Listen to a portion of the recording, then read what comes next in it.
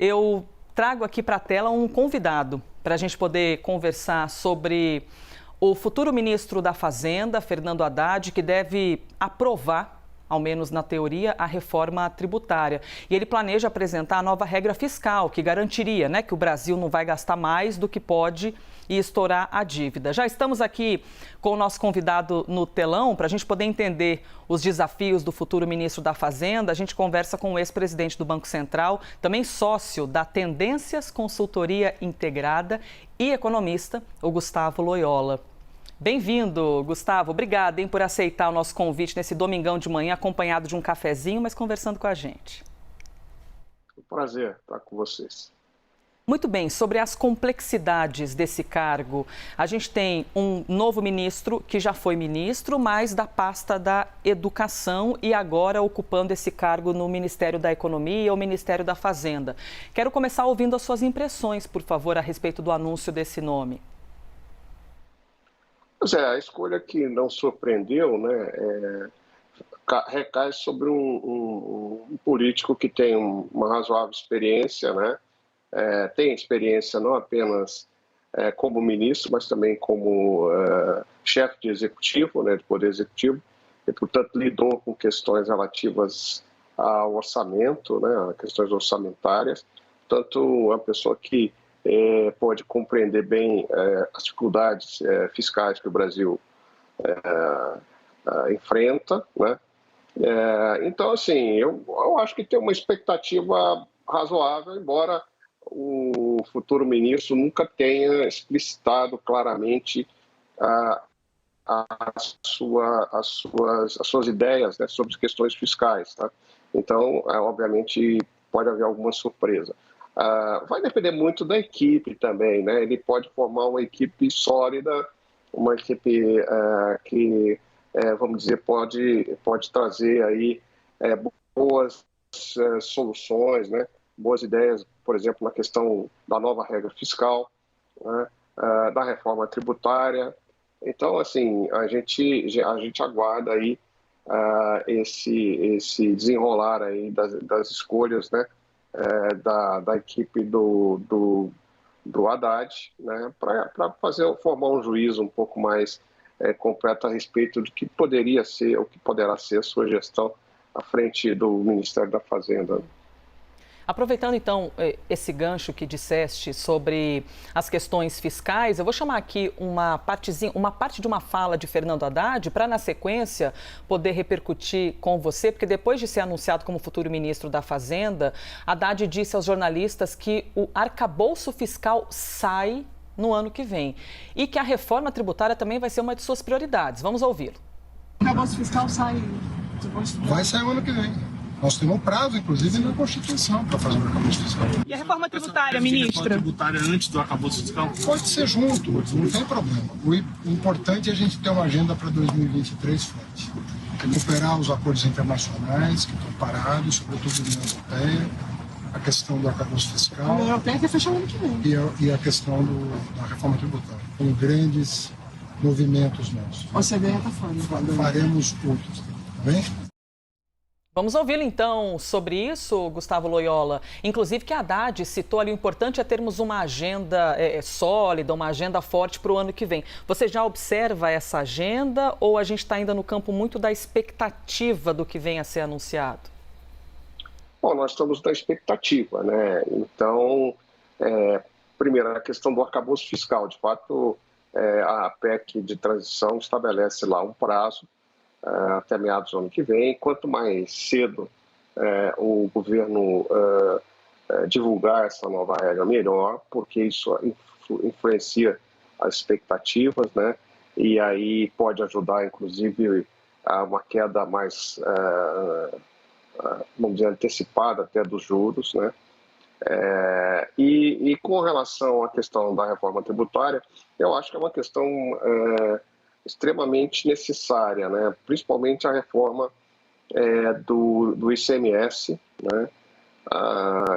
porque realmente nós temos hoje uma coxa de retalhos, algo que é bastante complicado, inclusive com um custo muito alto para o contribuinte. É uma das razões, inclusive, porque o Brasil não tem a competitividade, é exatamente a complexidade do nosso sistema tributário, né? Levando em conta os parlamentares eleitos para a nova gestão e aqueles que permanecem, de que maneira você avalia que essa reforma tributária, por exemplo, vai ser discutida e pode desenrolar para avançar para próximos passos? Qual será a resistência desse Congresso?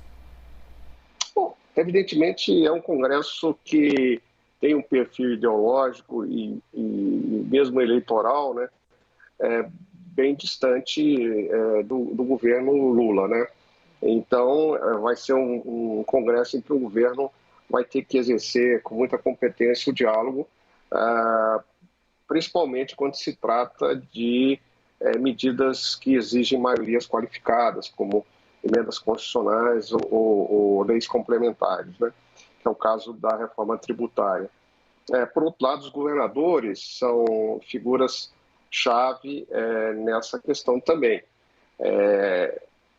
A vantagem é que existem alguns ex-governadores na equipe do presidente Lula, como o ex-governador Rui Costa, o ex-governador Flávio Dino e outros ex-governadores que estão no Senado, principalmente, que pode ajudar nesse diálogo, né?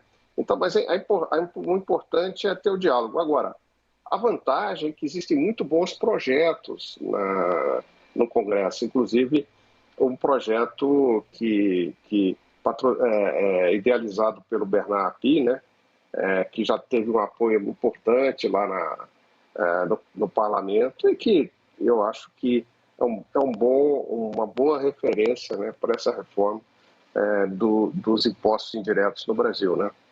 Muitas discussões importantes que devem vir pela frente. A gente continua, então, aqui ao vivo na CNN Brasil, ouvindo o ex-presidente do Banco Central, economista, sócio da Tendências Consultoria Integrada, Gustavo Loyola, a respeito da nova equipe que deve vir, Gustavo, porque, claro, evidentemente a gente traz um protagonismo na fala para Fernando Haddad, mas tem toda uma cascata, né, de uma equipe para dar sustentação para esse novo governo.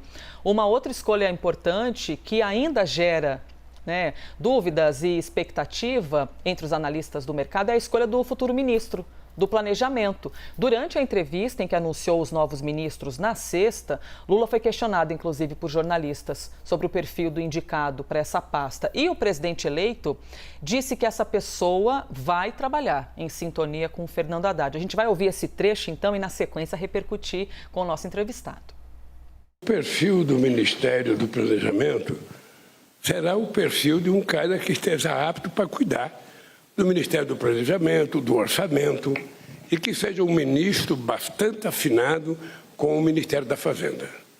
É preciso que trabalhe junto, é preciso que pensem juntos para que não haja muita divergência entre os dois ministérios. Eu já poderia ter indicado hoje, mas é que se eu indicar hoje, vocês não terão notícia na terça-feira, na quarta-feira. Gustavo, Lula assumiu ali aquele discurso, né, como um dominador de uma oratória, dizendo, não vou anunciar hoje para que vocês tenham um assunto na próxima semana, mas, de fato, o mercado fica na expectativa para saber quem deve ocupar esse cargo. Gostaria de ouvir-te, por favor, a respeito da importância para ter um nome técnico, gabaritado, para que seja a linha de frente nesses trabalhos do Ministério do Planejamento. Bom, o Ministério do Planejamento é um ministério que cuida do orçamento. Então, precisa de um técnico, mas também precisa de alguém que tenha capacidade de diálogo com o Congresso. E, como disse o próprio presidente, que trabalhe de maneira muito afinada com a Fazenda, né? Formando uma equipe econômica coesa, né? Isso é muito importante. Então, por isso que tem muita expectativa, porque vamos dizer, a escolha do ministro do Planejamento será outra pista importante, né, vamos dizer assim, que a futura administração dará sobre como serão os rumos da política econômica. Por exemplo, se tiver um perfil muito, entre aspas, gastador ou descompromissado com a política, com o ajuste fiscal no Ministério do Planejamento, isso seria visto como de maneira negativa, porque ele poderia fazer um contraponto com o Tesouro que fica lá no Ministério da Fazenda, né? Então, assim, precisa realmente que seja alguém que esteja alinhado com essa pauta aí de reforma, com essa pauta de nova regra fiscal, novo arcabouço fiscal, né? Gustavo, posso ouvi-lo também sobre o teto de gastos, por favor, aproveitando a sua presença, todo o seu conhecimento e experiência de mercado, porque o teto de gastos é uma ferramenta que foi criada, se eu não estiver enganado, em 2016, né, para poder embasar, para trazer alguma previsibilidade ali para os gastos públicos e com o dinheiro, basicamente, dos brasileiros. Você acredita que essa ferramenta deveria ser reavaliada, deveria ser rediscutida, porque a gente tem o teto, mas todo dia a notícia é o estouro do teto, o puxadinho do teto. A gente deveria continuar trabalhando com esse teto de gastos ou seria importante que os congressistas revisitassem as regras dele? Bom, o importante é que tenha uma regra previsível, que seja facilmente executável e que seja vamos dizer assim, transparente, né? Facilmente executável, que eu digo aqui no sentido mais de não ser complexa e tal. Obviamente tem toda a dificuldade de conter despesa que a gente sabe, né, que existe. O teto foi um expediente muito útil, né? Ele ancorou as expectativas durante muito tempo, mas ele tinha um pressuposto lá atrás de que ele vamos dizer, seria, né, um mecanismo para ganhar tempo até que houvesse uma reforma mais ampla nas despesas. Porque o problema está na rigidez das despesas orçamentárias no Brasil, né? Excessiva segmentação, gastos obrigatórios, enfim. Então, tudo isso tem dificultado muito o cumprimento do teto, né? Inclusive porque há uma tendência de se diminuir, de reduzir o espaço para investimentos públicos e para despesas, vamos dizer assim, discricionárias, né?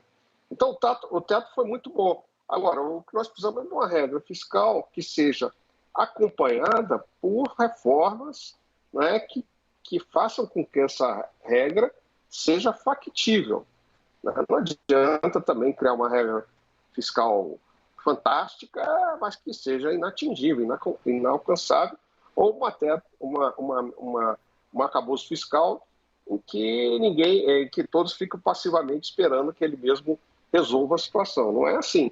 Quer dizer, o arcabouço fiscal, seja o teto ou outro qualquer, ele precisa ser secundado, né, por medidas que o tornem factível e que façam que ele efetivamente seja cumprido, né? Uhum. E ainda falando sobre teto de gastos, eu estou aqui lhe ouvindo e é muito bom, né? A gente poder sempre se abastecer de tanto conhecimento, porque eu estou lhe ouvindo a respeito do teto de gastos e aí já lembrei da questão da discussão da PEC da transição, né?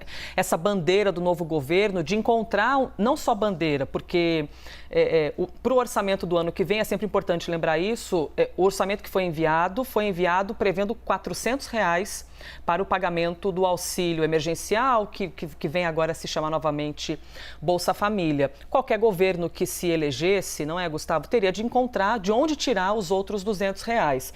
E a gente viu, além dos bilhões para bancar os R$200, também o acréscimo de distribuição de R$150 para famílias com crianças menores de 5 anos, outras questões de farmácia popular e as bandeiras que vêm junto com o governo eleito. Além disso, os chamados penduricalhos, né? Aqueles gastos que são do atual governo que eles estão tentando colocar dentro do mesmo pacote. Eu quero te ouvir, por favor, sobre essa discussão e colocar um acréscimo de até que ponto a bandeira da fome, essencial para os brasileiros, pode se tornar cara para o novo governo. Bom, a questão orçamentária sempre envolve escolha de prioridades, né? Então, eu acho que a partir daí a gente pode considerar que a questão social, ela não, o ataque aos problemas sociais do Brasil não significa necessariamente destruir o arcabouço fiscal, destruir o equilíbrio fiscal. São coisas absolutamente compatíveis. É só uma questão de prioridade, né? Então, se você quer ter dinheiro para tudo, realmente aí fica muito difícil, né? Porque tem um limite que é estabelecido pela própria capacidade contributiva dos contribuintes. Quer dizer, não adianta, a carga tributária no Brasil já é muito elevada. Então, voltando especificamente para a questão da PEC, a PEC era necessária, isso eu acho que ninguém discute. Por quê? Justamente por isso, por as razões que você mencionou, né, dos R$ 400 versus R$ 600, algumas outras alguns outros gastos que estavam represados. Por exemplo, vou citar uma aqui, a tabela do SUS há muito tempo não é reajustada. Então, assim, o presidente Bolsonaro deixou uma herança complicada. Embora os números fiscais sejam bons, houve muita repressão fiscal, não é corte, porque eu distingo. Corte de gastos é algo que você vai na fonte e corta. Outra coisa é adiamento de gastos, repressão de gastos, porque eles ressurgem mais à frente. E você tinha muito disso. Ocorre que a proposta inicial do grupo de transição foi muito, eu diria, generosa com o dinheiro, vamos dizer assim, porque estipulava mais de 200 bilhões, enfim, por 4 anos e tal. O Senado tentou mitigar um pouco isso, né? Reduzindo para 2 anos, reduzindo o valor e tal, mas tem lá os penduricários, inclusive para satisfazer alguns gastos que têm que ser feitos ainda esse ano, né? Muitas coisas atrasadas, bolsas de estudo, por exemplo, etc. Então, assim, embora o Congresso esteja mitigando um pouco a PEC, o valor da PEC, eu acho que a situação ainda exige muita cautela, né? Porque realmente pode ser um sinal negativo, né? Essa dificuldade que o governo tem, para dizer o mínimo, de escolher as prioridades. Claro que, só ressaltando aqui, até para completar minha pergunta, não coloco de maneira alguma em questão a necessidade, a fome, né, a miséria, minha nossa. Isso é o que tem de ser estancado, esse tipo de problema.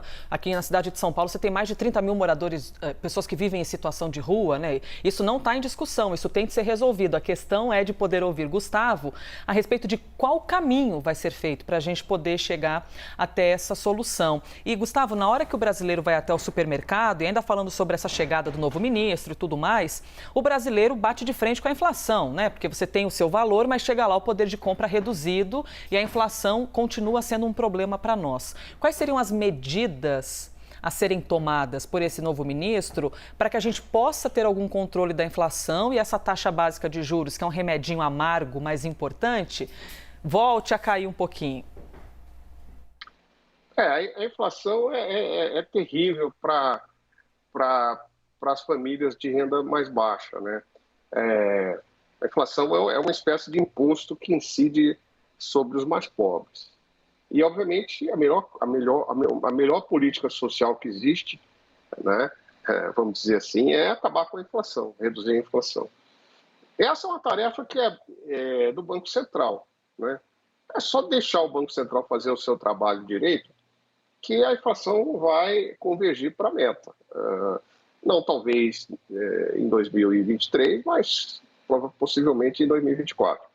E o que o governo tem que fazer, o restante do governo, é não atrapalhar. E o que poderia atrapalhar? Irresponsabilidade fiscal. Por quê? Porque irresponsabilidade fiscal eleva o prêmio de risco, né? Os investidores ficam mais cautelosos em relação ao Brasil. Isso pode, por exemplo, afetar a taxa de câmbio, o câmbio e o Banco Central tem que praticar um juro mais elevado, ou seja, a dose do remédio anti-inflacionário tem que ser aumentada caso o governo não trate bem da questão fiscal, né?